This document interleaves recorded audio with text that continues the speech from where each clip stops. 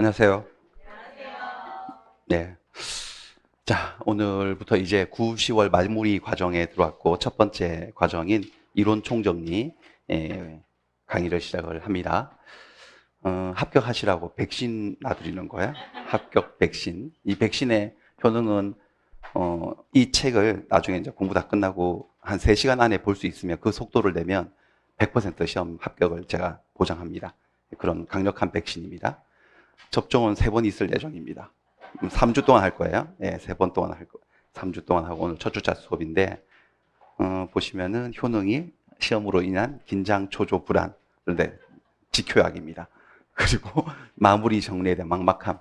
마무리 1년 동안 열심히 나름대로 했는데 어떻게 정리할까 막막한 분들 이걸로 하시면 되겠어요. 교재 조금 한번 보여드릴게요. 어떻게 되어 있는지. 이거 전부 다 시험에 출제될 수 있는 그 지문들을 정리한 거거든요. 주제별로 해서. 주제별로 지문을 쭉 정리한 거고, 이 출처가 뭐냐면 다 기출 지문이에요. 제가 임의로 저희 개인적인 어떤 의견이 들어간 게 아니고 다 객관적으로 기출 지문을 출처로 했습니다. 우리 시험뿐만 아니고 다른 민법 시험에 출제되는 다른 자격 시험도 전부 다 올해 것까지 다 반영했어요. 이거 변리사, 간평, 세무사, 행정사, 주택관리사 요 2월 달에 쳤거든요. 4월, 5월, 6월, 7월에 쳤어요. 우리가 제일 마지막에 치거든요. 그러니까 제일 마지막에 치다 보니까 저런 시험들의 영향을 엄청 받아요. 아무래도 출제위원으로 위촉되어서 들어가다 보면은 그 올해 다른 시험들은 어떻게 나왔는지 참고를 할 거 아니겠어요? 그러니까 많이 영향을 받고 비슷한 문제 많이 나옵니다. 올해 것까지 완전히 다 반영되어 있는 그런 자료이고, 보시면은 이렇게 주 문장이 나와요. 메인 문장이 쭉 나오고 조금 작은 글씨로 괄호해서 이렇게 나오는데 이제 부연 설명하는 거예요. 이런 문장이 나오게 된 주로 이유라든지 근거 아니면 관련된 내용들 이렇게 있어요. 요거 뭐 중요성이 떨어지는 건 아닙니다. 여기서도 충분히 시험에 나올 수 있으니까 같이 잘 봐두셔야 되고, 화살표 당연히 관련 내용 요거 75번에 가보면은 요 내용 같이 나온다니까 같이 보시면 돼요. 여기도 보시면은 32번에 1번 지문, 50번에 2번 지문이 여기하고 관계되어 있으니까 같이 보시라는 거예요. 근데 이제 처음 보실 때는 같이 보시고 나중에는 몇 번 계속 반복을 해서 회독을 해야 되거든요. 그때는 이거 자꾸 왔다 갔다 하면 속도가 늦어지니까 나중에는 보지 마세요. 처음에 한두 번 공부할 때 그때만 보시고 나중에는 무시하고 쭉 진행하시면 됩니다. 이 점선 그어져 있는 것은 의미 단락 구분한 거예요. 법률행위 종류인데 1번 주제가 1번, 2번, 3번은 단독행위 계약을 구분하는 문제고, 요거는 이제 의무부담행위, 처분행위 구별하는 문제고, 법률기 목적의 확정 가능 적법 하나 빠졌네. 확가적 사. 사회적 타당성 너무 내용이 많아서 따로 보러 뺐고요. 여기는 확정 가능 적법 이런 식이에요. 이렇게 구분이 되어 있습니다. 공부를 다 하셨으니까 이렇게 점선이 어떤 의미인지 중요하진 않죠. 점선이 뭐예요? 이렇게 물어보시는 분이 있는데 중요하진 않습니다. 그냥 의미 단락 구별하고 사고를 좀 정돈하면서 읽으시라고 그렇게 해놓은 것이고, 그 다음에 여기 밑에 보시면은 이렇게 제목이 달려 있는 것도 있거든요. 이거 다 뭐냐면 사례 문제 대비한 정리예요. 사례 문제. 갑, 을, 병이 등장하는 문제가 평균적으로 최근에는 한 10문제 나와요. 그 예전에는 더 많이 나왔었어요. 13문제, 14문제 막 이렇게 나왔거든요. 근데 최근에는 박스형 문제가 워낙 많이 나오다 보니까 조금 비중이 줄어서 작년에 9문제, 재작년에 8문제 나왔어요. 10문제 정도는 예상을 하셔야 되는데, 갑, 을, 병 등장하는 문제는 처음부터 정리하는 것 자체를 갑, 을, 병으로 정리하는 게 좋죠. 예를 들면 대표적으로 이중매매 문제, 부동산 이중매매, 아니면 제3자를 위한 계약, 아니면 명의신탁 문제, 이런 것들은 다음 중 부동산의 이중매매에 관한 설명으로 옳은 것은 이렇게 문제 한 번도 못 보셨을 거야. 그렇게 안 나오죠. 갑, 을, 병이 등장을 해서 이중매매를 하죠, 걔들이. 그렇죠? 계약 명의신탁이나 중간상환 명의신탁도 갑, 을, 병이 등장하잖아요, 문제가. 제3자를 위한 것도 마찬가지고. 그런 것들은 아예 그 폼으로 그대로 정리하는 게 좋기 때문에 그렇게 정리를 했습니다. 그래서 굉장히 잘 정리된 책입니다. 잘 활용하시면 되고, 다시 살짝 앞으로 돌아가셔서 이거 활용하는 방법이 중요한데요. 이제 수업 3주 동안 들으시고 복습을 충분히 하셔야 됩니다. 충분히 이해. 그러니까 여기 있는 내용들을 최소한 90% 이상은 충분히 이해하는 정도로 수준을 올리셔야 돼요. 그렇게 해놓고 그 다음부터는 이제 반복해서 읽는 거죠. 회독 반복해서 읽는 건데 중요한 게 속도예요. 글을 읽는 속도를 높이셔야 돼요. 그러니까 우리가 시험이 그러니까 내가 원하는 점수를 잘 못 받는 이유가 가장 근본적인 이유는 몰라서 그런 거예요. 그 내용을 몰라서. 컨텐츠가 안 만들어져서 그런 거죠. 그게 제 1차적인 이유고, 두 번째는 내용을 좀 알아요. 어느 정도 실력이 있는데 글을 읽는 속도가 너무 느려가지고 그 50분에 40문제를 소화를 못 하시는 분들이 제법 있어요. 보다는 뭐 한 30문제 풀면 종친다 그러고 막 거의 계속 그렇게 그리는 속도가 느린 분이 많거든요. 그거는 어쩔 수 없어요. 공부량으로 해결을 하셔야 돼. 많이 읽으셔야 돼. 많이 읽어서 익숙해지면 이게 단락별로 막 이렇게 청크 단위로 막 읽히기 때문에 이게 뭉텅이로 읽히거든요. 많이 본 문제들은, 지문들은. 그러니까 이 나올 수 있는 지문들을 많이 반복해서 읽어서 속도를 늘려야 되는데, 그러니까 속도도 막연하게 빨리 읽자 이게 아니고요. 구체적인 목표를 제가 제시해 드릴게요. 한 바닥당 2분 30초예요. 한 바닥. 그러니까 양바닥 펼치면 5분 정도의 양바닥을 보는 거죠. 2분 30초가 어떤 의미를 가지냐면 2.5분이죠. 2분 30초. 이게 76페이지로 끝나 있지만 중간에 그림도 한 장 있고 비어있는 페이지도 있고 해서 실제로 72페이지예요. 내용이. 2.5 곱하기 70이 하면 칼같이 180 떨어지거든요. 180분이에요. 180분을 3으로 나누면 이게 딱 3시간이거든요. 그래서 3시간 안에 보라는 거예요. 3시간에. 그 속도를 내야 돼요. 그 정도 속도가 나오잖아요. 그리는 속도가 그 정도 속도가 나오면 여러분들 시험장에 가서 시험 치는데 아무 무리가 없어요. 내가 몰라서 틀리지 느려서 틀리는 경우는 절대 없습니다. 그러니까 그 속도를 한번 스마트폰 다 갖고 계시니까 한번 속도를 재가지고 점점 그 속도를 만드세요. 그 속도를 만드는데 얼마나 걸리느냐? 한 달 정도 걸리면 될 것 같아요. 지금 52일 남았죠, 오늘. 한 달 정도면 그 속도 만들어낼 수 있거든요. 그 한 달 그 속도를 만들어내는데 이 책을 벌써 몇 번을 보겠지. 그래서 그 속도가 딱 도달하는 게 목표예요. 그러면 그때부터 5번 정도 읽는 거예요. 시험 치기 전까지. 한 20일 남았잖아요. 한 달 정도 그 속도 만들고 20일 남았을 때 5번 읽는다?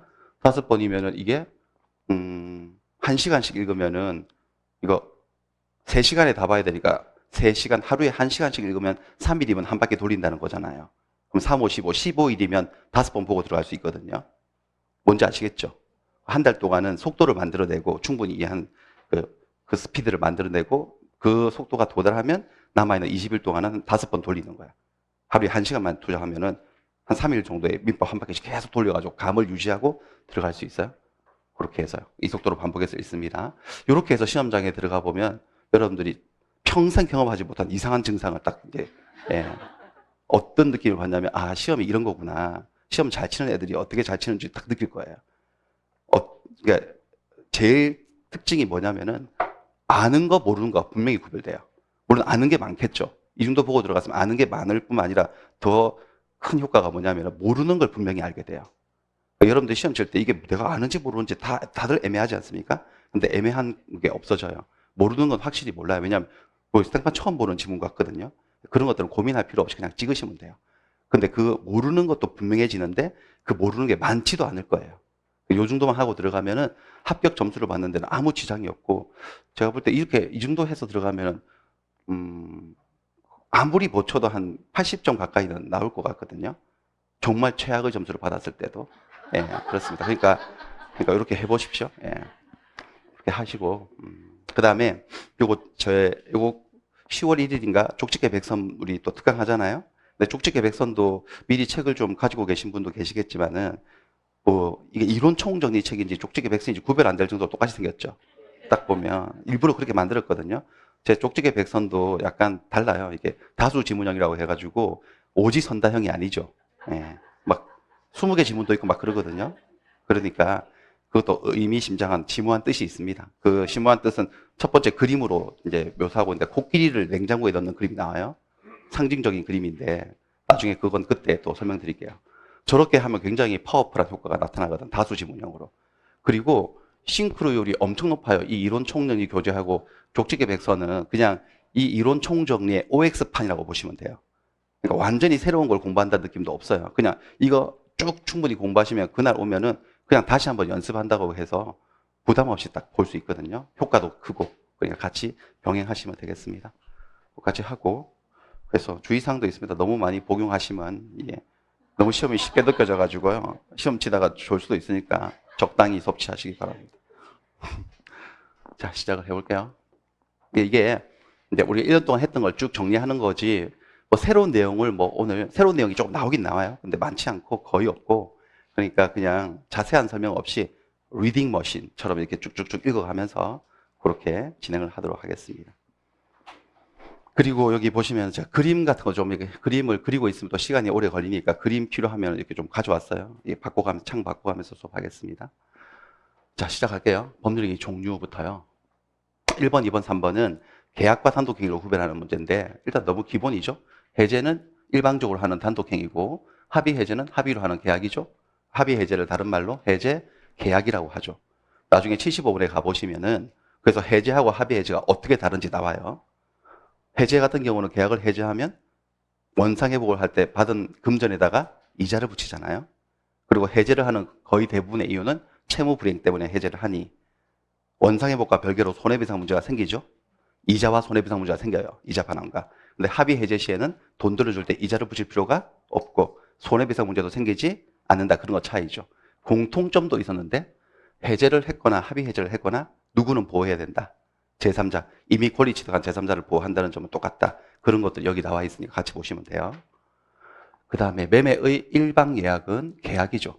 일방 예약은 계약입니다. 이 일방이란 말에 어감에 현혹되어서 저거 단독행위라고 착각하시면 안 돼요. 모든 예약은 그 형태가 무엇인지 간에 언제나 계약이죠. 그리고 최근에 이거 우리 문제풀이 할 때 했는데 계약일 뿐만 아니라 계약의 성격이 채권계약이다. 이렇게 했어요. 예약은 항상 채권계약이다. 이 말이 무슨 말인지 잠깐 보겠습니다. 채권계약이라고 하는 것은 일단 일방예약은 매매를 예약을 했는데 이 예약을 완결시켜서 매매를 성립시킬 수 있는 권리를 완결권이라고 할 때 이거를 한쪽만 가지는 것을 일방예약이라고 하죠. 둘 다 가지면 쌍방예약이고 보통 일방예약으로 하는 것으로 추정을 하는데 이게 항상 성격이 채권계약이다 이거죠. 채권계약. 채권의 속성, 채권은 자기들끼리만 효력이 있는 상대적 효력밖에 없습니다. 그러니까 이 예약의 효력은 예약을 한 갑과 을에게만 효력이 있지 제3자에게는 효력이 없다는 거니까 이 건물 가지고 매매를 둘이서 예약을 했거든요. 그 이후에 예약의 당사자가 이 집을 팔았어. 이 소유자가 바뀌었을 때에도 이 사람은 예약의 효력을 제3자에게는 주장할 수 없다 이 소리죠. 채권계약이라는 소리는. 예약의 효력을 주장할 수 없다는 게 예약 완결권을 이쪽으로 행사를 해서는 안 된다는 겁니다. 소유자가 바뀌었어도 누구를 상대로 행사를 한다? 양도인. 양수인이 아니라 원래 예약 의무자인 양도인을 상대로 완결권을 행사를 해야 된다. 그런 의미죠. 그래서 완결권을 행사를 하게 되면 예약은 떨어지고 매매가 이루어지지. 그럼 매도인으로서 소유권을 이전해줄 의무가 생기는데 이미 소유권을 딴 데 넘겼으니까 소유권 이전은 불가능해진 거거든요. 그럴 때를 미리 대비해서 장래 생길 청구권을 보존하기 위해서 얘를 뭐 해뒀죠? 가등기를 해뒀어. 그러면 본등기를 청구할 수 있고 이때도 또 하는 게 문제가 있지. 가등기도 제3자에 대한 효력은 없으니 가등기에 따른 본등기 청구도 누구를 상대로 해야 되죠? 저 갑을 상대로 해야 돼. 그쵸? 원래 이 가등기 의무자. 이 갑을 상대로 본등기를 하게 되면 등기관이 이 등기를 직권으로 말소하고 그렇게 되는 거지. 그러니까 어떤 형태의 예약이든지 간에 예약은 언제나 무엇이다? 계약이라는 겁니다. 계약입니다. 계약. 자, 그 다음 3번 갈게요. 소유권을 포기하는 것은 상대방이 없는 단독행위예요. 누군가에게 의사표시가 도달하지 않아도 효력이 생기지만 소유권 중에서도 n분의 1 소유권을 지분이라 하잖아요. 1에 못 미치는 소유권. 공유 지분권을 포기하는 것은 상대방이 있는 단독행위죠. 이 포기의 의사표시가 상대방에게 도달을 해야지만 그 효력이 발생을 하죠. 그러면 상대방은 누구냐 이거죠. 상대방은 다른 공유자. 다른 공유자가 상대방입니다. 갑, 을, 병이 토지를 공유하고 있는데 갑이 자기의 공유 지분을 포기한다? 그 포기의 의사표시가 을과 병에게 도달을 했을 때 그들이 그 내용을 알 수 있게 되었을 때 그때 효력이 발생을 하는 거죠. 상대방이 있습니다. 여기는 뭐냐? 32번에 1번과 50번에 2번 나중에 가보시면은 특히 이게 부동산에 관한 공유 지분권 포기라면 포기는 또 법률행위 의무로 186조에 따라서 뭘 또 해야 된다는 거죠? 등기를 해야 된다. 등기를 해야지만 그 효력이 발생한다. 그런 내용이 나와 있어요. 4번. 매매, 교환, 임대차 이런 계약들은 무권리자가 하더라도 그 물건 주인이 아닌 사람이 해도 유효하지만 지상권 설정, 저당권 설정은 무권리자가 하게 되면 효력이 없지. 무권리자가 하게 되면. 이유는 매매계약, 교환계약, 임대차 계약은 다들 채권계약, 의무부담 행위에 불과하지 당장 처분하는 행위가 아니어서 무권리자라도 의무를 부담할 수 있죠.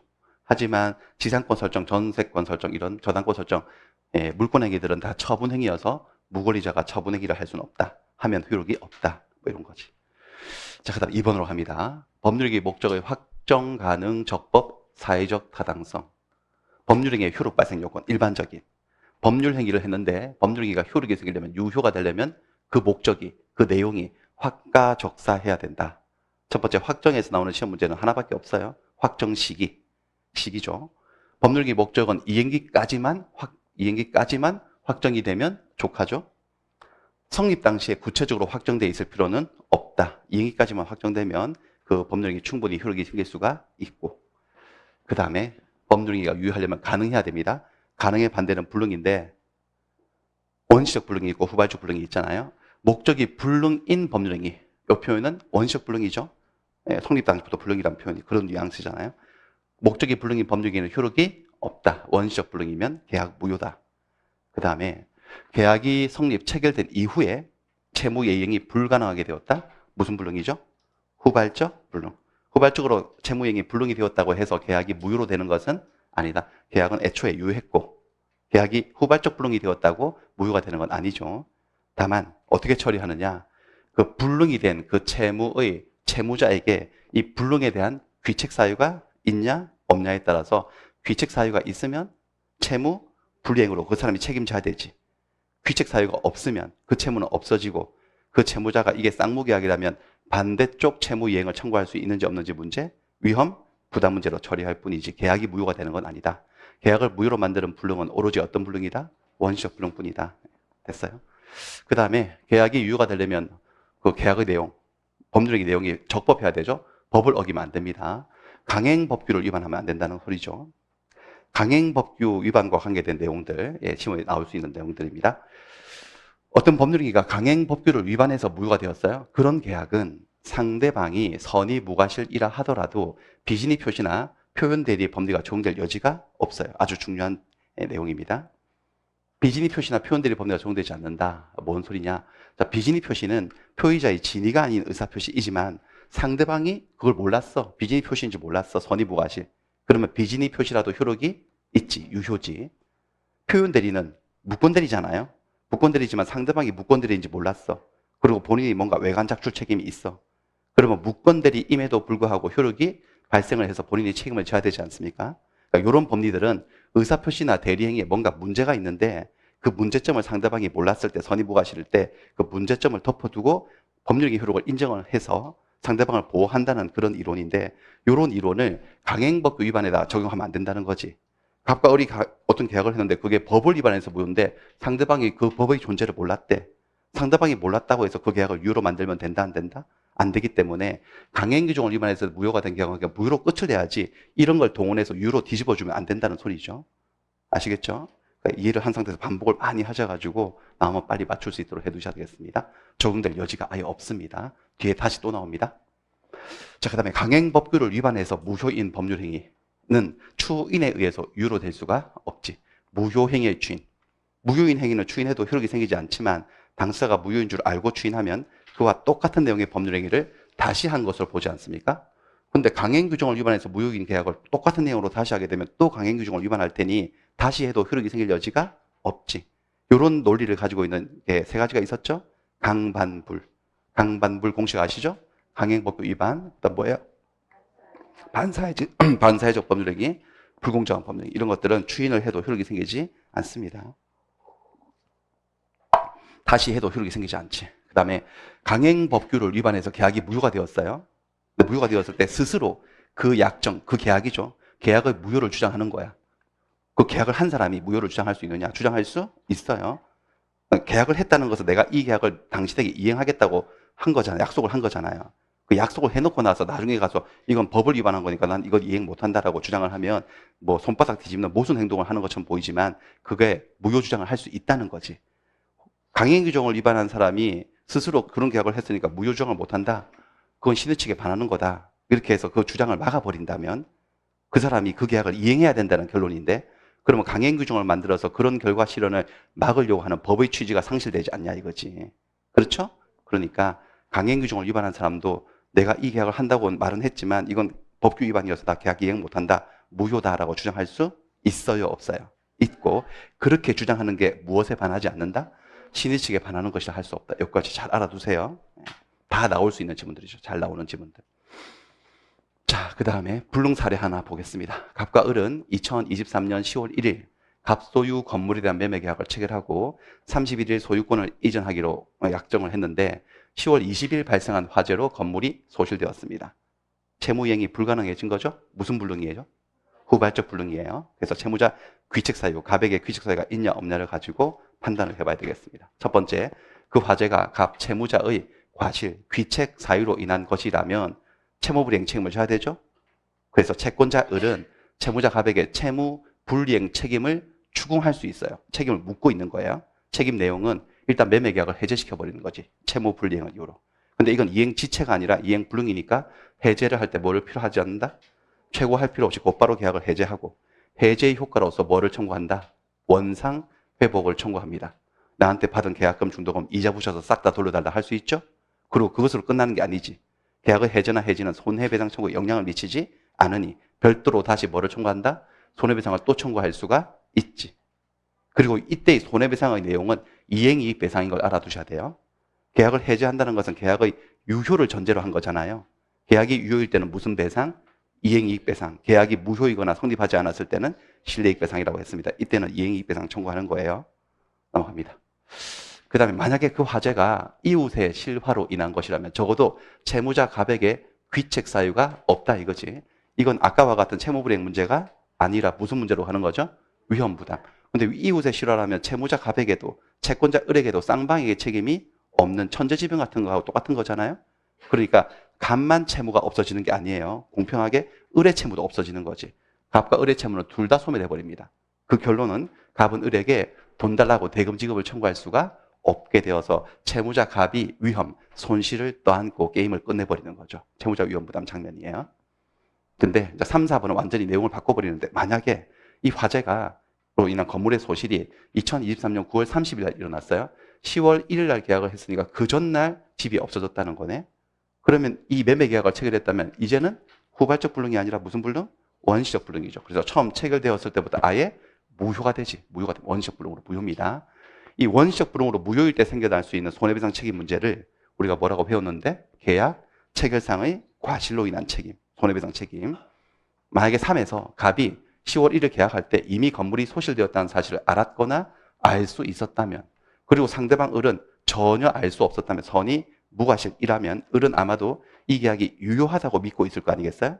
무효인 계약을 유효하다고 믿었기 때문에 입은 손해, 이 신뢰 때문에 입은 손해를 뭐라 하죠? 신뢰 이익의 손해를 배상을 해야 하고 이 손해배상 책임의 이름, 주제가 뭐죠?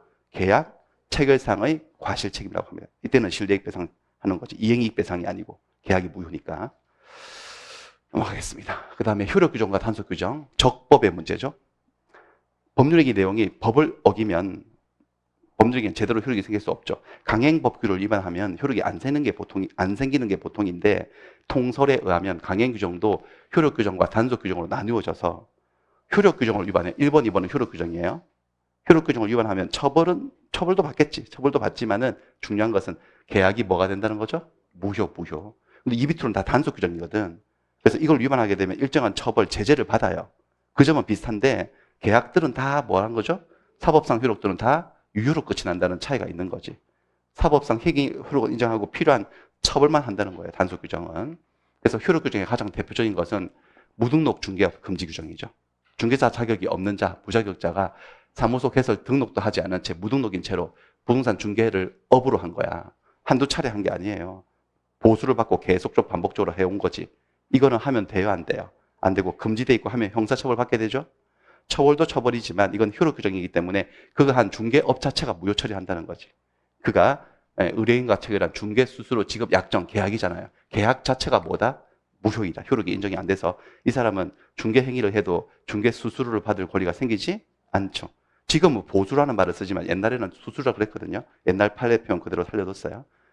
그렇습니다. 다만 이것은 이제 중개사법은 중개를 무등록인 채로 무자격인 자가 업으로 하는 걸 금지하고 있어요. 업으로 한 것이 아니라면 금지되지 않지. 유효할 수 있지.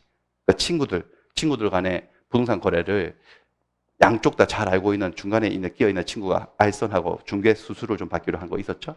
우연한 기회에 단 한 차례 중개를 한 경우라면 이것은 업으로 한 것이 아니기 때문에 중개사법이 금지하고 있는 행위가 아니어서 중개사법 위반이 아니에요. 그래서 그 친구들 간에 중개 수수료를 좀 받기로 하는 계약은 효력이 있지. 이건 효력이 있습니다. 그 다음 법정 한도를 초과하는 중개 보수약정, 지금은 보수라 부르죠. 보수약정은 무효죠. 여기 논점은 전부 무효가 아니라 일부 무효입니다. 일부 무효. 법정 한도를 초과하는 부분만 무효라는 거죠. 초과하는 부분만 무효 처리됩니다. 그래서 내가 모르고 그런 법정 한도가 있다는 걸 모르고 의뢰인이 초과된 중개 보수를 다 지급을 했다면 초과 지급된 것은 부당 이득이니 돌려주세요라고 할 수가 있고요. 자, 단속 규정으로 갑니다. 단속 규정의 가장 대표 주자는 미등기 전매, 중간 생약 등기 금지 규정이죠. 미등기 전매, 자기가 부동산을 매수했는데 자기 앞으로 등기를 하지 않은 채 다시 누군가에게 파는 미등기 전매 행위를 하고 최초 매도인, 중간 매수인, 최종 매수인 3자 간에 중간 생약 등기를 하자는 합의를 하면 처벌을 받죠. 처벌은 받지만은 합의 자체는 뭐하다? 유효합니다. 단속 규정이기 때문에. 따라서 3자 간 합의에 따라 이루어진 중간 생약 등기는 효력은 인정이 되죠? 효력은 인정이 됩니다. 다만 이게 일반적으로 그렇다는 것이지, 자, 특별한 경우에는 이게 이 합의나 미등기 전매가 무효가 될 때도 있지. 어디일 때요? 토지거래 허가구역. 토지거래 허가구역 내에서 미등기 전매 계약을 하고 3자 간 합의를 했어. 이 합의, 중간 생약 합의. 이 합의는 효력 없습니다. 토지거래 허가구역 내에서는 효력이 없습니다. 왜냐하면 중간 생약 등기를 하자는 합의는 다르게 해석을 해보면 중간에 실제로 한 매매들은 허가를 받자 받지 말자 허가를 배제하거나 잠탈하자는 합의이기 때문에 그 중간에 있는 각각의 매매 계약들이 허가제 위반으로 무효가 되어버리잖아요. 그렇죠? 그래서 3자 간 합의를 해서 등기를 했다 하더라도 등기도 효력이 생기지 않습니다. 그러니까 이 지금 3번 지문은 토지거래 허가구역이 아닌 그 특별한 거니까 일반적인 지역을 얘기하는 거예요. 그럴 때는 처벌은 받을지언정 합의 자체는 뭐하다? 유효하고 소유권을 취득할 수 있다. 중간 생약 등기를 해도 일반 지역에서는. 그럼 4번. 자, 증여로 취득한 부동산을 매매를 원인으로 소유권 이전 등기를 경료했다. 그 부자지간에 아버지가 아들에게 부동산을 증여를 해놓고 증여세를 면탈하기 위해서 매매한 것처럼 계약서를 꾸며서 매매를 원인으로 등기를 신청해서 등기를 하는 거지. 등기 원인을 허위로 기재해서 신청하면 처벌을 받거든요. 그림 잠깐 보겠습니다. 여기도 단법 그림. 넘어가네. 자, 이거 아버지가 아들에게 증여를 해줘. 진실은 증여를 했는데 증여를 숨기고 매매한 것처럼 가정을 해가지고 소유권 이전 등기를 했어요. 사실 가불간에는 매매가 있었던 게 아니고 증여가 있었는데 허위로 신청해서 이전 등기를 한 거죠. 자, 이럴 때 매매는 허위 표시 가정행위니까 무효. 하지만 증여는 숨겼다고 무효가 되지는 않으니까 얘는 유효. 따라서 소유권 이전 등기는요. 등기 원인을 허위로 기재한 점은 걸리면 형사처벌을 받고 또 세금은 세금대로 내야 되겠지만 증여계약이건 매매계약이건 소유권 이전을 목적으로 한다는 점은 차이가 없기 때문에 가분을에게 소유권을 이전할 의사가 있어요? 없어요? 있지. 소유권을 이전하겠다는 이 부분은 진실하고 부합하는 거지. 원인이 잘못되어 있을 뿐이지. 따라서 2번 등기는 실체관계에 부합한다라고 해서 2번 등기는 효력이 있지. 결국 이 아들은 처벌은 받고 세금은 내야 되지만 소유권을 취득을 한다 못한다? 한다는 겁니다. 그래서 그 다음 문제 또 연이어서 문제 나오지. 요 뒤에 이 아들이 요래가지고 받은 집을 팔아가지고 제3자에게 넘어가면 제3자는요. 저 사정에 대해서 몰랐건 알았건 얘가 소유자니까요. 등기한 뒤에는 소유권을 취득을 한다 못한다? 한다. 선악불문하고 소유권을 취득을 한다는 겁니다. 그렇죠?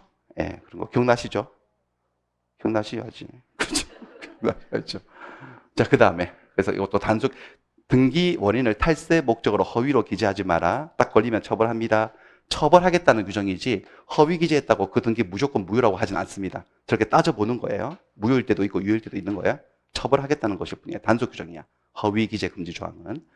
그 다음에 기업 공인중개사가 의뢰인하고 직접 거래하면 처벌받죠? 그것도 단속 규정이어서 직접 거래한 행위 자체는 효력이 인정이 되고, 그 다음에 주택법에 뭐 일정한 사업 주체가 건설 공급한 국민주택 같은 경우는 일정 기간 전매가 금지되잖아요. 그래, 전매가 제한된 그 기간 내에 그 위반해가지고 전매 약정을 했다. 그 해서 전매 약정 자체가 무효가 되는 것은 아니죠. 당사사에서는 계약은 유효한데 이 계약의 효력을 사업 주체에게 주장할 수 없는 거지 대항할 수 없을 뿐이에요. 그리고 그 금지 기간 내에 전매 약정을 했다 하더라도 금지 기간이 경과하면 다시 또 대항도 할 수 있어요. 그러니까 계약 자체를 무효로 만드는 건 아닙니다. 사업 주체에게 대항을 못할 뿐이지. 그래서 단속 규정 위반으로서 이것도 유효이다. 전매. 그렇습니다. 전매 금지하는 거 이런 것들은 다 단속 규정으로 이해하시면 되고, 그 다음에 5번 103조입니다. 반사회 질서의 법률행위. 자, 어떤 법률행위가 사회 질서에 위반하면 무효가 되는데 사회 질서에 위반했는지 여부를 판단하는 시점, 법률행위 당시를 기준으로 판단합니다. 표현을 살짝 바꾸면 계약 체결시, 계약 체결시를 기준으로 판단을 해요. 그리고 불공정한 법률행위도 104조도 마찬가지예요. 지금 이건 103조죠. 반사적 법률행위. 불공정행위는 104조죠. 근데 104조와 103조의 관계가 이런 관계거든요. 불공정한 법률행위도 반사적 행위의 일종이거든. 그러니까 판단 방법이 똑같은 거야. 어떤 계약이 불공정한, 아니, 반사회적인지 아닌지 언제 기준? 계약 체결시 기준. 똑같이 어떤 계약이 공정한지 불공정한지 판단 기준도 언제 기준? 계약 체결시. 표현 바꾸면 법률 행위 시, 법률 행위 당시를 기준으로, 성립시를 기준으로 판단한다는 겁니다. 이행기를 기준으로 판단한다, 물건 인도시를 기준으로 판단한다, 그런 게 다 X라는 거예요. 계약 체결시 기준입니다.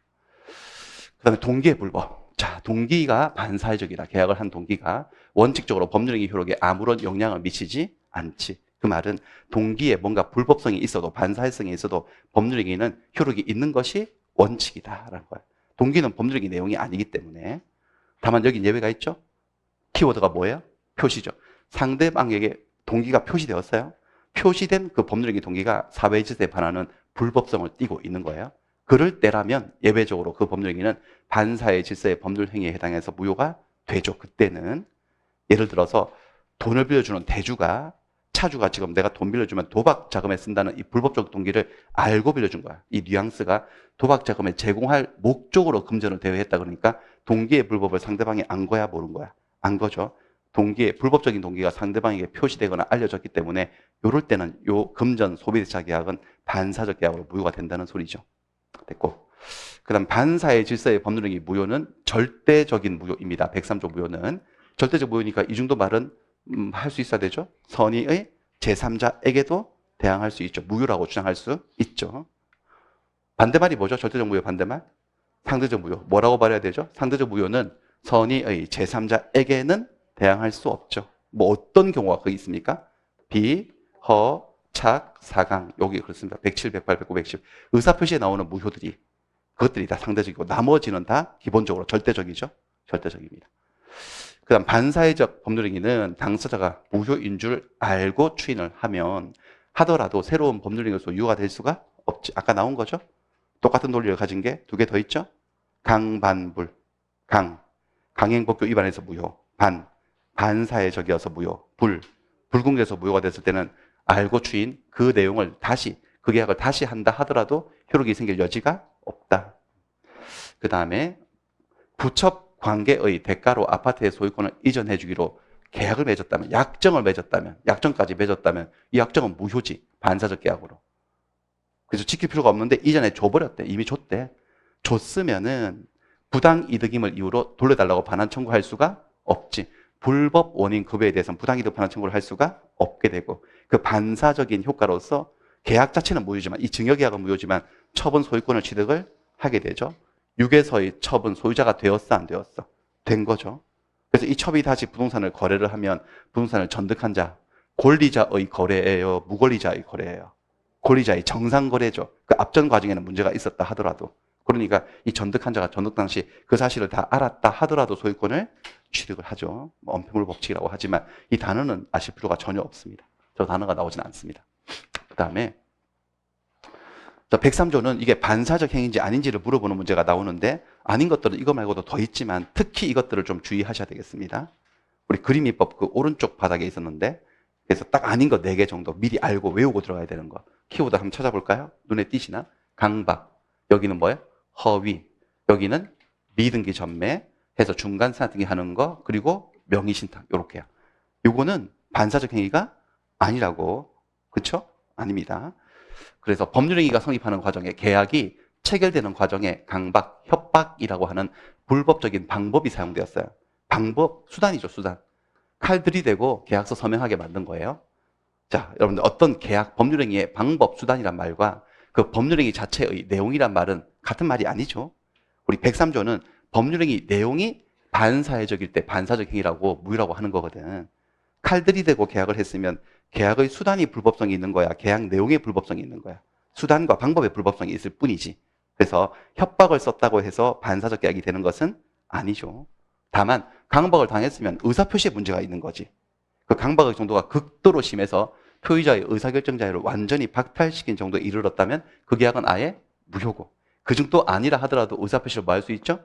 취소. 이렇게 의사표시의 문제를 가지고 접근해서 효력을 다툴 수는 있을지언정 강박을 당했다고 해서 반사적 행위라고 볼 수는 없다. 그 다음에 강제 집행을 면할 목적으로 허위로, 가짜로 짜고 근저당권을 설정을 하는 행위. 이거 무효죠. 근데 무효의 이유가 허위 표시여서 무효인 것이지 이 저당권을 설정하는 행위가 무슨 반사적 행위여서 무효가 되는 것은 아니다. 반사해서는 없다. 가장행위에는 불법성 자체는 없습니다. 가짜여서 그렇게 할 생각이 걔들 사이에 없기 때문에 무효일 뿐인 거예요. 그 다음에 양도소득세를 회피하고 투기를 할 목적으로 등기를 안 하고 전매하는 행위. 아까 보셨어요. 이거 처벌받지만 그게 효력 규정이 아니라 뭐였죠 이게? 단속 규정이니까 보통 일반 지역에서 딱히 토지거래 허가구역이 아니라면 일반 지역에서 미등기 전매를 하고 중간 세납등기를 해도 그 계약들은 다 효력이 있어 없어요? 있지. 이거 다 유효죠. 유효이니까 미등기 전매를 놓고 다시 반사적 행위네 탈세 목적으로 미등기 전매를 하다니 라고 평가를 해서는 안 되는 거지. 반사적 행위라고 평가를 받는 순간 무효가 돼야 되는 거니까. 그렇습니다. 부동산 등기 특별조치법 위반으로 처벌을 받을 뿐 미등기 전매 그 계약 자체는 유효하다. 반사적 행위인 것은 아니다. 그 다음에 4번은 상속세를 면탈할 목적으로 피상속인 돌아가신 아버지로부터 타인은 자기 매수인이야. 상속인의 매수인에게 바로 다이렉트로 등기를 해버리는 거지. 그래서 아버지가 돌아가셔가지고 아들이 부동산을 상속을 받았어요. 자기께 됐지, 그 집이. 그리고 팔았어요. 매수인에게 팔았으니까 등기를 2번 해야 돼요, 사실은. 상속받았다고 이전 등기, 팔았다고 이전 등기. 그러면 상속과 양도가 다 노출되어서 세금을 내야 되니까 자기를 생략하고 아버지가 팔고 돌아가신 것처럼 세금 안 내려고 돌아가신 아버지 명의로부터 자기 매수인에게 바로 다이렉트로 등기를 한다면 이것도 일종의 무슨 등기를 하는 거죠? 중간 세납 등기를 하게 됩니다. 이렇게 되면 걸리면 처벌을 받고 세금은 세금대로 내야 되겠지만 상속받은 건 사실이잖아요. 매매가 있었던 것도 사실이기 때문에 이 최종 등기 명의는 등기할 사람이 한 거지 못할 사람이 한 게 아니죠. 결국 이 등기는 뭐하다? 실체관계에 부합해서 유효하고 이렇게 중간을 생략하는 등기를 했다고 해서 이 행위는 반사적 행위로서 무효라고 하지는 않는다. 됐어요. 그러니까 미등기 전매, 중간사 등기 이런 것은 반사적 행위인 것은 아니고. 그 다음에 명의신탁을 하는 목적이 이거였답니다. 농지법 제한을 회피하기 위해서. 농지법 제한이 뭘까요? 나는 농지 취득 자격이 없어요. 내 명의로 취득 못하지. 그래서 친구 명의로 친구에게 돈 찔러주고 계약 명의신탁 형태로 취득한다든지 이렇게. 그 명의신탁입니다. 명의신탁은 무효지만 명의신탁이 무효인 이유는요. 실명법 제4조 제1항에 명의신탁은 무효라고 선언하고 있어서 무효인 것이. 대법원 판례에 의하면 명의신탁이 첩에게 아파트 주기로 한 계약하고는 질이 다르다. 즉 반사회성을 띠고 있지는 않다라고 하고 있습니다. 아직까지는 우리 대법원이 반사회적 법률행위인 것은 아니다. 근데 이게 왜 중요하냐? 어차피 명의신탁은 실명법 위반으로 무효인데 반사회성이 있는지 없는지가 왜 중요하냐? 이 반사적 행위라면 남자가 첩에게 아파트 주면 못 돌려받는 불법원인 급여처럼 신탁자가 수탁자에게 등기 넘겨주고 못 돌려받게 되지 않습니까? 근데 반사적 행위는 아니니까 신탁자가 수탁자에게 등기를 이전한 것이 무엇이 아니라는 거지? 불법 원인 급여가 아니어서 신탁자는 등기 명의로 되찾아올 수가 있다는 거고 되찾아오는 방법에 대해서는 공부하세요. 예, 그래서 공부하세요. 되는 거 2개 있었고 안 되는 거 2개 있었잖아요. 저기 명의신탁에 가면 나오죠? 예, 공부하세요. 자, 그 다음 6번, 7번은 좀 특별한 판례들인데 주택 매매 계약에서 이거 한번 보겠습니다. 3번째 이야기. 갑과 을이 갑이 주택을 을에게 팔았어요. 집도 넘겨줬어. 88년도에 팔았는데 등기를 91년도 말에 하기로. 왜? 양도세, 비과세 요건 충족시키려고. 최근에 샀나 봐요. 그래서 지금 바로 넘겨주면 세금을 맞으니까 3년 이상 보유하려고.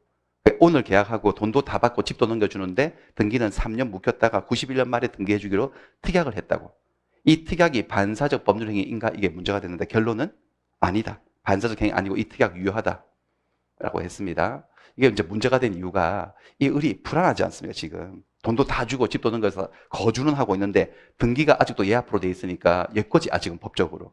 얘가 나쁜 마음을 먹고 이중매매 해버리면 얘 소유권 취득할 수가 없게 되잖아. 불안한데 가뜩이나 불안한데 얘가 불안을 가중시키는 짓을 하는 거야. 요 집을 담보로 대출받으려고 시도를 하는 거야. 그러면 돼요? 안 돼요? 안 되지.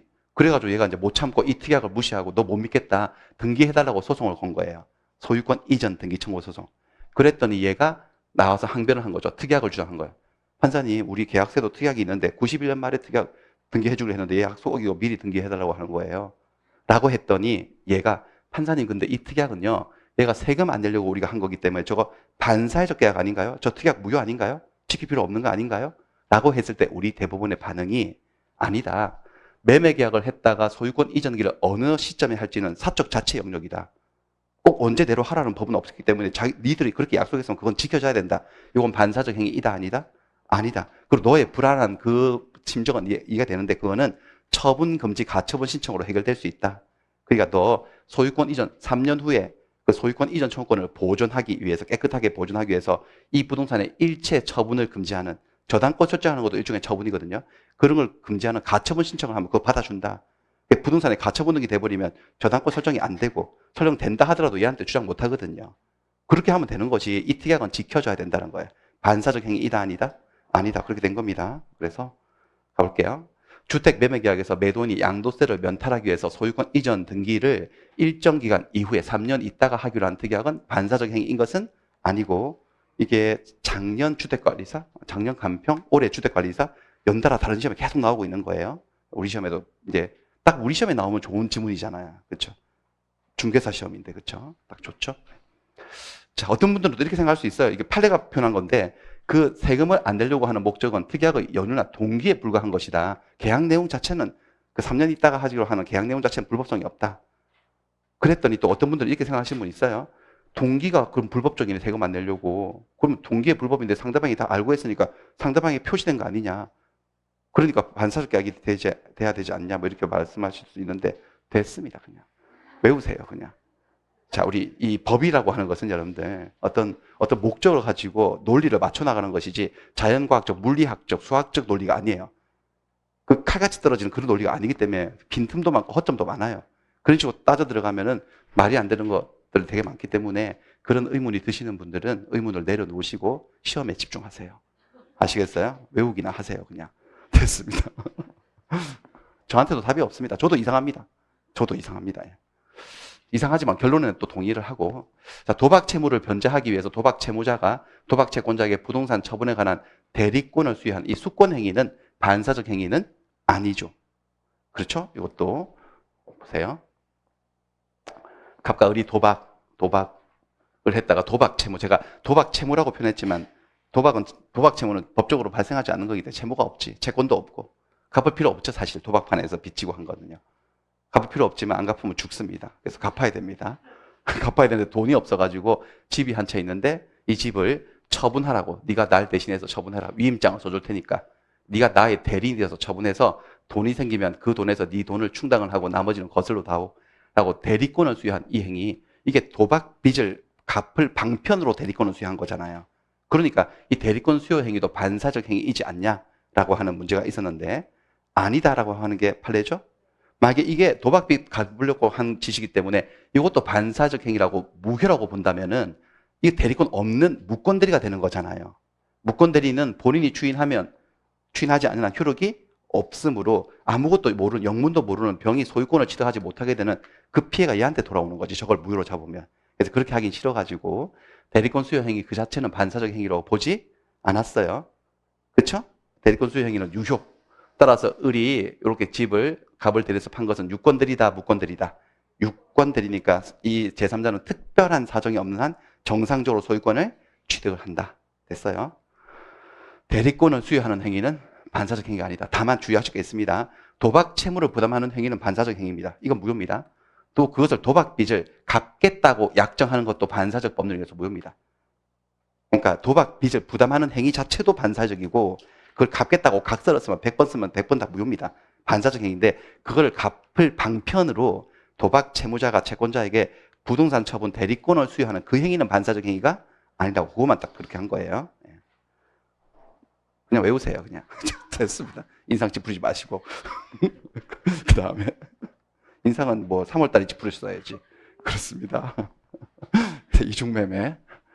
갑은 자기 소유 건물에 대한 매매 계약을 을과 체결을 한 후에 등기 병이가 자기에게 남아 있음을 기화로 틈타서 자기 건물을 다시 병에게 매도하고 등기를 해줬어요. 전형적인 뭐 문제 아닌가? 이중매매 문제 이렇게요. 갑이 을에게 1매매를 했는데 아직 등기가 안 넘어갔음을 기화로 다시 2매매를 하고 등기를 이쪽으로 해줬네. 얘를 배신하고 그 애가 소유권을 취득하지. 정상적으로 선악불문하고 적극 가담 안 하면. 그쵸? 이건 뭔데? 대리인부. 이거 무슨 얘기일까요? 혹시 얘가 직접 매수 안 하고 대리인을 통해서 매수했을 때는 적극적으로 가담했는지 여부는 누구 기준으로 해야 된다?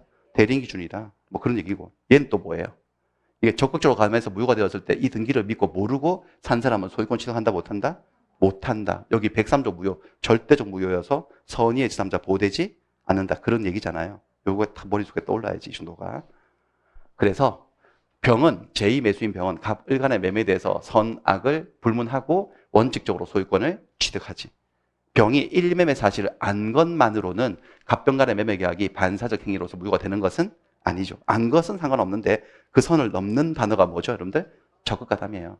병이 제1매수인을 갑을 배신하는 행위에 제2매수인이 적극적으로 가담했다면 그때는 이제 선 넘었지. 그래서 갑병 간의 매매 계약은 사회 질서에 반하는 법률 행위로서 무효가 되죠. 무효가 됩니다.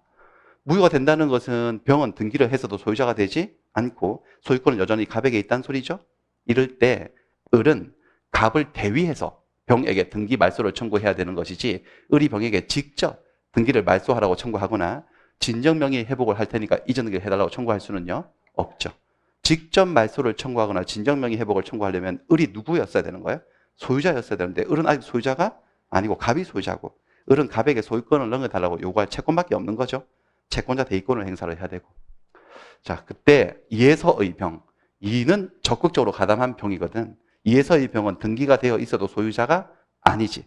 근데 그 건물을 선의로 이 사정을 모르고 양수한 정도 건물의 소유권을 취득하지 못하죠. 그 앞전 매매 계약이 반사회적 계약으로서 어떤 무효이기 때문에 절대적 무효이기 때문에 만일 무가 제2매수인 병을 대리하여 건물을 매수하면서 갑의 배임행위에 적극적으로 가담을 했다면은 병이 본인이 그러한 사정을 몰랐다 하더라도 병은 소유권을 취득하지 못하죠. 왜냐하면 그 대리행위에 적극적으로 가담한 어떤 문제가 있는지 여부는 본인이 아니라 누구를 기준으로 판단하기 때문에 대리인을 기준으로 판단하기 때문이죠. 마지막에 갑의 이중매매 행위가 사회행위에 해당해요. 채권자들을 해치는 사회행위.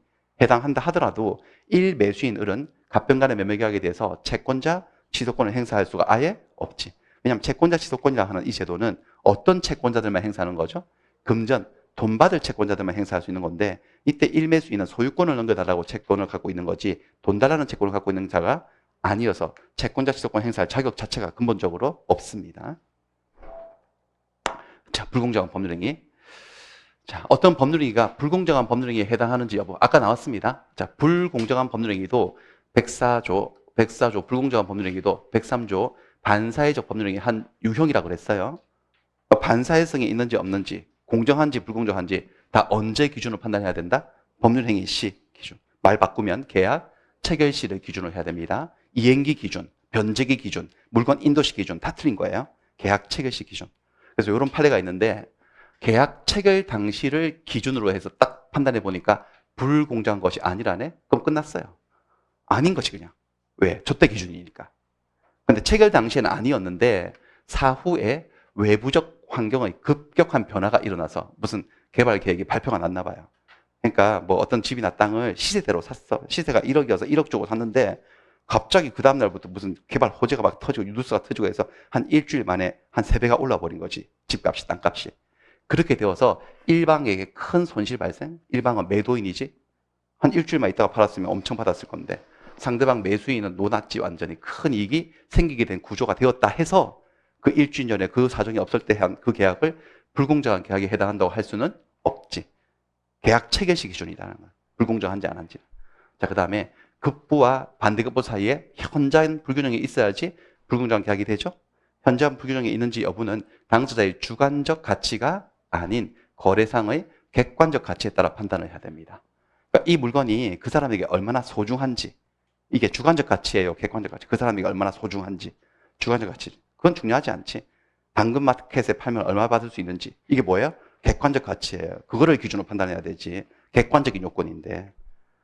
그 다음에 무경험이라 하는 것은 피해자의 무경험, 특정 영역에서의 경험 부족을 의미하는 것이 아니라 일반적인 생활 체험 부족, 거래 일반에 대한 경험 부족을 의미하는 거죠.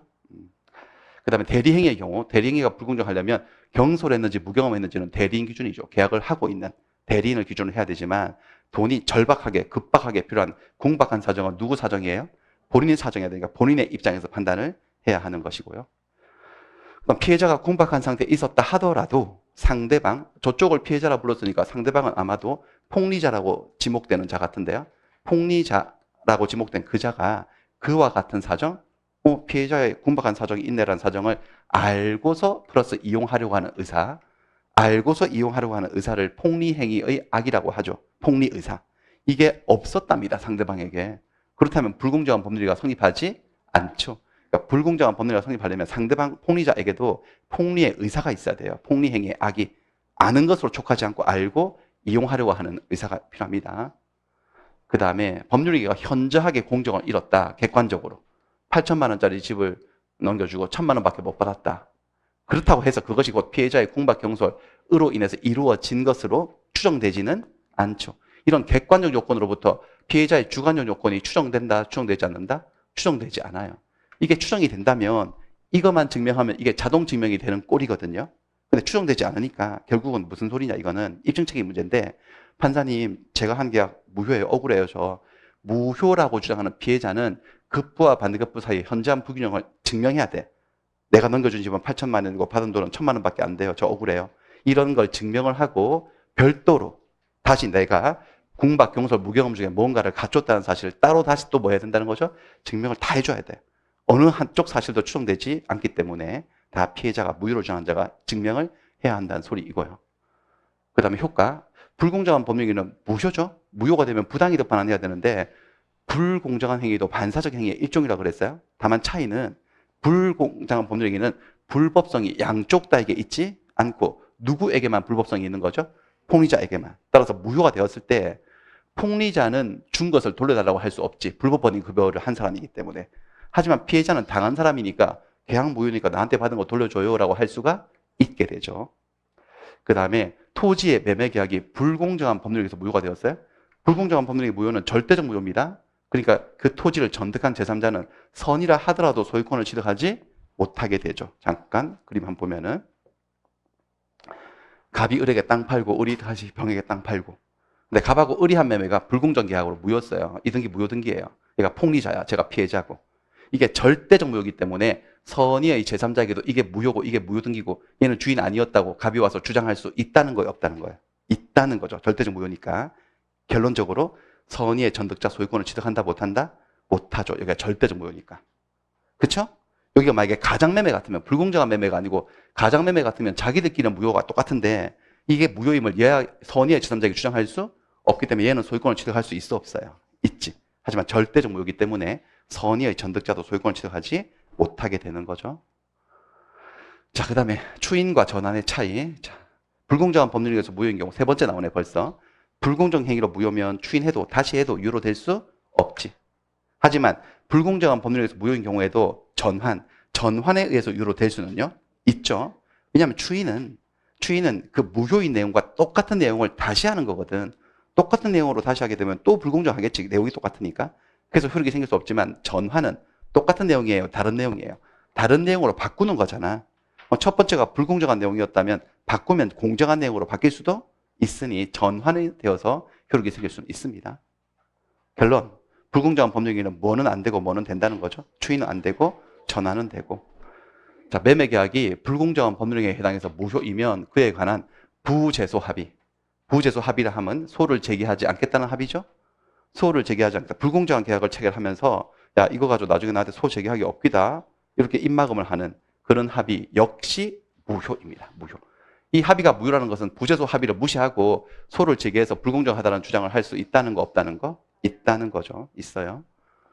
그 다음에 적용 범위 세 가지인데 증여, 경매, 단독행위. 위에 두 개는 적용 안 되죠? 여기는 적용됩니다. 증여와 같은 무상행위는 불공정한 법률행위에 해당하여 무효로 되는 일은 없죠. 자, 이것도 여러분 어떤 분이 이거를 이상하다고 또 질문하신 분이 있는데 끊어읽기를 이상하게 하는 거지. 숨을 이상한 데서 끊어서 끊어읽기, 여기서 끊어읽기 주어를 끊고 단숨에 읽어야 될 문장을 여기서 지쳐가지고 끊어가지고요. 이렇게 읽으면 이상해지는 거죠. 증여와 같은 무상행위는 불공정한 법률에 해당하여 하고 쉬는 거야. 해당하여. 해당 안 한다고 했지 않았냐고. 그런데 해당하여 무효로 되는 일이 없다. 이렇게 해서 이게 이상하다고 질문하는데 어떻게 설명을 글로 할지 도대체 당황스러워서 답을 할 수가 없는데 매년 나오는 질문입니다. 꼭 누가 질문하시는데 이렇게 읽으면 안 되지 않나요? 증여와 같은 무상행위는 불공정한 법률에 해당하여 한참 한 1분 쉬었다가 무효로 되는 일이 없다. 그게 아니고 여기서 끊을게 해야지. 증여와 같은 무상행위는 불공정한 법률에 해당하여 무효로 되는 일이 없다. 그게 불공정해서 무효로 될 일은 없다. 그 불공정한 법률에 해당한다는 거야, 해당하지 않는다는 거야. 해당할 일이 절대로 없다 이런 얘기지. 무슨 해당한다는 얘기야 저게. 왜 자꾸 해당하냐고 자꾸 물어보는데 정말 당황스러운 질문들입니다. 자, 그 다음에 이것도 마찬가지인데 경매는 불공정한 법률행위로서 무효로 될 일이 불공정 법률행위가 되어서 무효가 될 일이 없다는 게 불공정한 법률행위로서 여기서 끊으면 돼요? 불공정한 법률행위로서 이렇게 하면 이상습니다. 나도 안 되네. 예. 불공정한 법률행위가 될 일이 없다는 얘기죠. 예, 증여나 경매는 그렇습니다. 자, 그다음에 단독행위. 자, 이거 올해 다른 시험에 나왔어요. 올해 주택관리사 시험에 나왔어요. 거의 한 번도 안 나온 건데 나올 만한데 계속 안 나오고 있는데 올해 나왔습니다. 단독행위도 불공정한 법률행위에 해당해서 무효로 될 수 있어요. 그러니까 계약만 불공정해서 무효가 아니라 단독행위도 불공정하면 무효가 될 수 있습니다. 단독행위. 예컨대 아내가 정신적, 경제적 공박 상태 하에서 구속된 남편을 석방 구제하기 위해서 남편의 외상대금 채권을 포기한 사건이 있었거든요. 근데 이 채권 포기가 불공정한 법률행위라고 무효로 인정되었어. 그럼 채권을 포기하는 것은 계약이 아니라 단독행위거든요. 단독행위도 불공정한 요건이 갖추어지면 무효가 될 수 있으니 백사조는 계약에만 적용되는 조문이 아니라 어디에도 적용된다고요? 단독행위도 적용됩니다. 꼭 기억해 두세요. 예. 자, 의사표시 해석까지 할게요. 법률행위 해석. 자, 법률행위를 해석한다는 것은 법률행위 안에 들어있는 의사표시를 해석한다는 건데 의사표시 해석 대상이 뭐냐? 의사냐 표시냐 이 논쟁이 있어요. 결론은 표시죠. 표시를 해석하는 겁니다. 법률행위 해석이라 하면 당사자의 내심의 의사, 진의가 어떤지에 관계없어요. 내심의 의사 관심 없고요. 당사자가 표시행위에 부여한 표시행위라 하면 글을 얘기하죠. 특히 글, 계약이라면 그 계약서에 적혀있는 글에 부여해놓은 객관적인 의미를 합리적으로 해석하는 거래요. 그 글의 의미를 객관적으로. 그 글을 적어놓은 그 사람의 의도, 진의를 살피는 것이 아니고 그 글을 객관적으로 해석하는 해석 방법을 무슨 해석이라 하죠, 여러분들? 규범적 해석이고 그 사람의 진의를 밝혀서 진의대로 효과를 주는 해석 방법을 자연적 해석이라 하는데 뭐가 원칙이라는 거예요? 규범적 해석이 원칙이죠, 당연히. 그 다음에 이 2번, 3번, 4번은 표의자가 한 의사표시에 있어서 의사와 표시가 불일치했을 때 일어나는 다툼이에요. 먼저 이거 조금 기본을 한번 보겠습니다. 요거죠. 갑이 친구 을에게 자기 차를 팔고 자기는 새 차를 살 생각이에요. 그래서 1,000만 원에 팔 생각이에요. 1,000만 원도 싸게 주는 거야, 친구라고. 갑의 진이 의사는 1,000만 원. 근데 카톡으로 보내는데 그냥 한글로 1,000 이렇게 보면 되는데 100000 달다가 0을 6개를 달아서 카톡을 보내버렸네. 0 6개 달려있으면 1,000이 아니라 뭐가 되는 거죠? 100만 원. 근데 그런 거 모르지, 을은. 이 차를 갖다가 100만 원에 팔겠다고 왔으니까 을은 엄청 좋아가지고 기분이 좋아졌죠. 친구가 좋긴 좋다. 거저주네? 그러면서요. 내가 승낙을 했죠. 얼마에 승낙을 했을까요? 100에 승낙을 한 거죠. 요럴 때, 요 청약자의 의사표시에서 의사와 표시가 일치하지 않잖아요? 이때 이 사람의 청약을 표시된 대로 100만 원짜리 청약이지? 라고 해석하는 해석 방법을 규범적 해석. 아니야, 1,000만 원 받으려고 했던 거잖아. 이거 잘못된 거고. 이거 1,000만 원짜리 청약이야. 라고 해석하는 방법이 뭐예요? 자연적 해석이죠. 마땅히. 뭐가 원칙이에요? 규범적 해석이 원칙이지. 상대방은 예의 진위를 알 수가 없는데. 그렇죠? 그래서 내가 100만 원으로 쓴다 하면 일단 100만 원으로 계약이 성립한다, 안 한다? 하죠. 성립하고 둘이서 만났을 때 다툼이 시작되겠지. 내가 100을 주면 뭐냐? 계약금이냐? 이렇게 되겠죠. 그래서 뭐 싸움이 일어나고. 그쵸? 예. 그래가지고 싸워가지고 자기가 이거 나 실수했네. 공을 빠뜨렸네. 라고 하면서 자기는 착오가 있었다고 주장하면서 요 계약을 뭐 하려고 주장할까요? 취소하려고 하는 취소 문제가 불거지는 거지. 취소가 된다 안 된다 결론을 지으려고 하는 게 아니고 취소의 문제가 생길 수 있어 없어요? 있지. 그쵸? 자, 두 번째.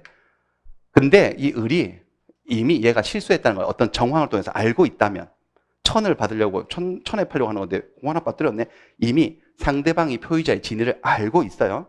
그럴 때는 100으로 해석해야 돼? 1,000으로 해석해야 돼? 1,000으로. 천으로 해석해도 상대방을 해치지 않기 때문이죠. 이게 무슨 해석이죠? 자연적 해석이죠. 상대방이 표의자의 진위를 알 때는 무슨 해석? 자연적. 모를 때는 어떤 해석? 규범적. 그 다음에 또 다시 만났는데 이렇게 해가지고 막 보니까 뭐 자기가 실수했다고 막 그러고 그랬을 때 이런 표현이 나옵니다. 이가 착오에 빠진 거잖아. 상대방이 착오자의 진위에 동의했다면, 말 알아들으시겠어요? 상대방이 착오자의 진위에 동의했다? 얼마 주겠다는 거지? 1,000 주겠다는 거. 그래, 어쩐지 싸다 싶었다. 네가 그렇게 줄 리가 없는데 네 같은 구두쇠가 하면서 그래서 1,000 주겠다고 한 거야. 1,000을 주겠다고 했다면 얘가 취소할 일이 있어 없어? 이제 없지. 무슨 말인지 아시겠죠? 취소 문제가 생기지 않지. 그러니까 일반화시키면 의사와 표시가 불일치할 때 규범적 해석을 하게 되면 취소 문제가 생겨 안 생겨? 생기고 무슨 해석을 하게 되면? 자연적 해석을 하게 되면 취소 문제가 생길 리가 없지. 그런 얘기예요. 그러면 이제 1번, 2번, 3번이 이해가 될 거예요. 상대방이 있는 의사표시에서 의사와 표시가 일치하지 않아? 아까 그 사건에 넣어볼까? 의사는 얼마였는데? 1,000. 표시는요? 100. 그랬을 때 원칙은 규범적으로 해석을 해야 되죠? 얼마로? 100으로 해석을 해야 되죠? 표시된 대로. 이에서 상대방이 표의자의 진정한 의사 얼마 받으려고 했죠? 1,000을 다 알고 있었을 때는 어떻게 해석을 해야 돼? 1,000으로 해석을 하는 게 맞지? 자연적 해석을 해야 되죠. 1,000으로. 그렇게 해도 상대방을 해치지 않기 때문이고. 자, 상대방이 착오자의 진위에 동의했다고? 착오자의 진위는 얼마였죠, 여러분들? 1,000에 동의했다는 건 1,000 주겠다는 거지. 그렇다면 표의자는 착오를 이유로 의사표시를 취소할 수가 없고 정확하게는 취소할 필요가 없어지는 거지. 일반화시키면 의사와 표시가 불일치할 때 자연적 해석이 적용된다면 착오로 인한 취소 문제가 생기지를 않는다는 거, 이것도 알아서 됐습니다. 이해를 했을 때는 이게 글이 다 살아나죠. 무슨 말인지. 안 그러면 외워야 되는 거예요. 그렇죠? 어떻게 이걸 다 외울까? 다 외우세요. 다 외우시고. 그 다음에 5번, 6번은 오표시 무의 원칙. 이 사건이죠. 많이 본 거. 갑과 을이 현장 확인을 하고 X토지를 사고 팔기로 합의를 봤어요. X토지, Y토지 둘 다 갑의 토지인데 매매 계약은 낙성 계약이어서 합의에 의해서 성립합니다. 이미 X토지 합의를 했으니까 X토지 계약이 성립을 했는데 요 땅 주인이 지번 착각을 하고 있죠. 이쪽 토지를 39번지라고 착각하고 있는 거죠.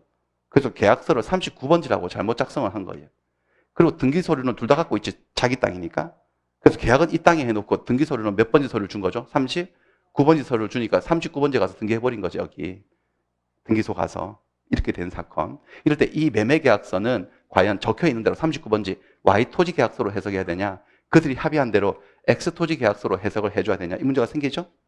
원래 매매계약서를 해석할 때는 표시된 대로 규범적으로 해석하는 게 원칙이죠? 원칙은 그러하지만 지금은 그 원칙을 적용할 이유가 없지. 이 39라는 표시가 갑에게도 을에게도 일치하여서 X토지를 의미하고 있지 않습니까? 이건 실수일 뿐이고 오표시일 뿐이고. 맞나요? 표시가 잘못되었다 하더라도 의사가 일치되어 있으면 일치된 의사대로 해석을 해야 돼? 잘못된 표시로 해석해야 돼? 일치된 의사대로. 그게 뭐예요? 자연적이에요? 규범적이에요? 자연적 해석. 그렇게 되면은 의사만 일치되어 있으면 표시를 잘못했어도 그들은 해를 입지 않는다. 이 오표시 무의 원칙이죠. 됐어요. 그래서 근데 등기는 또 엉뚱한데 39번지 등기했으니까 39번지 을 앞으로 되어 있는 등기는 무효 등기니까 말소해야 되죠. 말소해야 되고 다시 36번지에 새로 등기 신청을 해야 되죠. 지금 현재로서는 36이고 39고 아무 쪽에도 소유권을 취득하지 못한 상태이고 그렇습니다. 그래서 표의자와 상대방의 의사가 일치되었다. 이게 포인트죠. 의사가 일치되었다면 설령 표시가 잘못되었다 하더라도 이거 무시해버리지 뭐. 의사가 일치되었으니까 일치된 의사대로의 효력을 가지게 되죠. 자연적 해석을 할 거다 이거죠. 매매계약의 당사 쌍방이 모두 지번 착오를 일으켜서 계약서에 토지 지번을 잘못 표시해서 39라고 오표시를 한 거지. 계약서에 표시된 토지 39번지 토지가 아닌 실제로 의사 합치를 본 현장 확인을 한 36번지 토지에 대해서 매매계약이 성립한 거로 해석을 하는 오표시 무해의 원칙, 자연적 해석이죠. 마지막에 7번 이거 좀 어려운데 자, 잘 보세요. 이것도 그림을 한 가져왔는데 보세요. 우리 세 사람이 등장하는 명의사기에는 두 종류가 있잖아요.